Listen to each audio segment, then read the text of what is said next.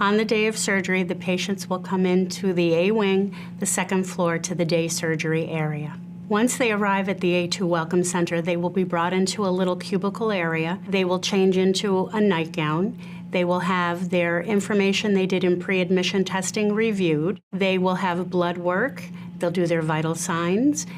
They will have an interview with the anesthesia team, and their physician will come by to see if there's any further questions that they have, and they will sign their operating room consents and anesthesia and blood consents at that time. We do try to do regional anesthesia, which involves not putting a tube down your throat. That way you have a little better control over pain afterwards, and studies do show that it's a little safer to do regional rather than general. That will be discussed between you and the anesthesiologist for anesthesia to prepare. While the patient is in surgery, the family is asked to wait in one of the waiting areas. They will pick up a beeper, and this beeper will work while they are in the hospital.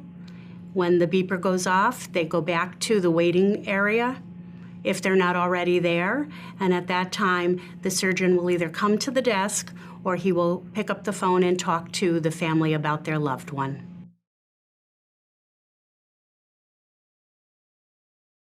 The typical knee replacement surgery, which is uncomplicated, will take approximately 1 to 1.5 hours.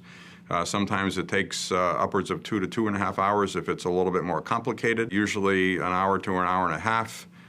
With another hour and a half, 2 hours in the recovery room. Day of surgery, patients are expected to have the operation in the morning, get to their room early afternoon, and try to do first physical therapy session.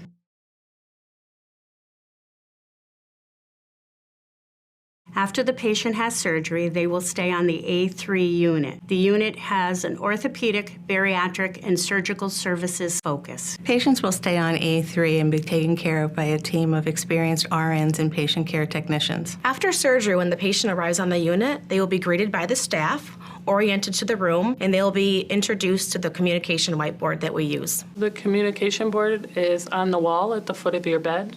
We use them as a communication tool for the patient. You will find your nurses, your techs, your doctor. We also have a pain scale on that board, and it will help you, the patient. If you can't give a number, there are faces correlating with the number. It'll help us to keep you more comfortable. We also write down the last time you received pain medication, and there's an area of special request that if you have a nickname or special food that you like for us to make sure you have every day, we put that on the board. Also on the board is your anticipated day of discharge, any lab work, any plans for that day, who your physical therapist is.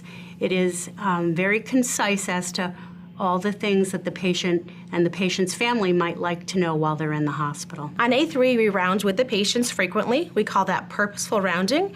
And during this time, we will check on your pain and your position and if there's any other needs that we could do for you while we're in the room.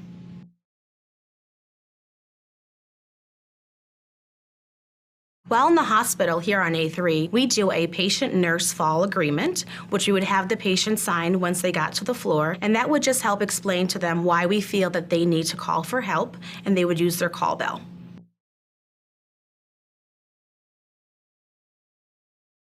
The days following surgery on the unit, the nurse will work very closely with the patient and help manage pain, and they will also be learning how to ambulate with their new joint with physical therapy as well. Most of our patients are seen for physical therapy the day of surgery, most likely late afternoon, depending on what time the surgery is. The patient's goals during physical therapy vary between patient to patient, but most of the time the patients want to become independent so they can return home. After your knee replacement surgery, getting in and out of bed is not as difficult as you may think. You may need to help your operated leg in and out either with your hands, or we will show you some techniques in order to assist you to do it independently. A person's goals for occupational therapy vary based on the level of assist they will have at home following their surgery. If someone is going home alone, they need to be independent with things like dressing and bathing with the necessary equipment, be able to toilet themselves, and be able to safely maneuver around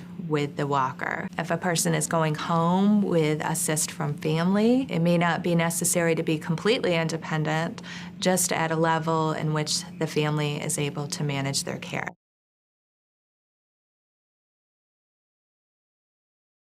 Hospital stay has been going down in length historically. We used to keep people for a long time. Typical length of stay nowadays will be anywhere from 1 to 3 days.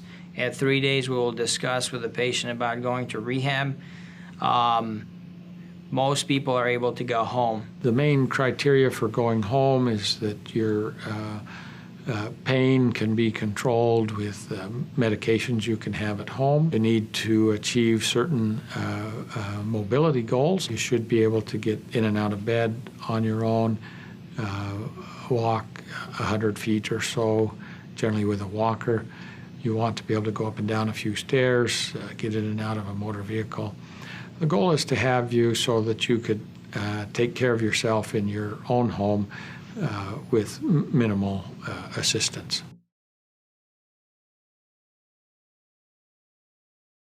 The management of pain after knee replacement surgery has changed dramatically through the years, and it will probably continue to change.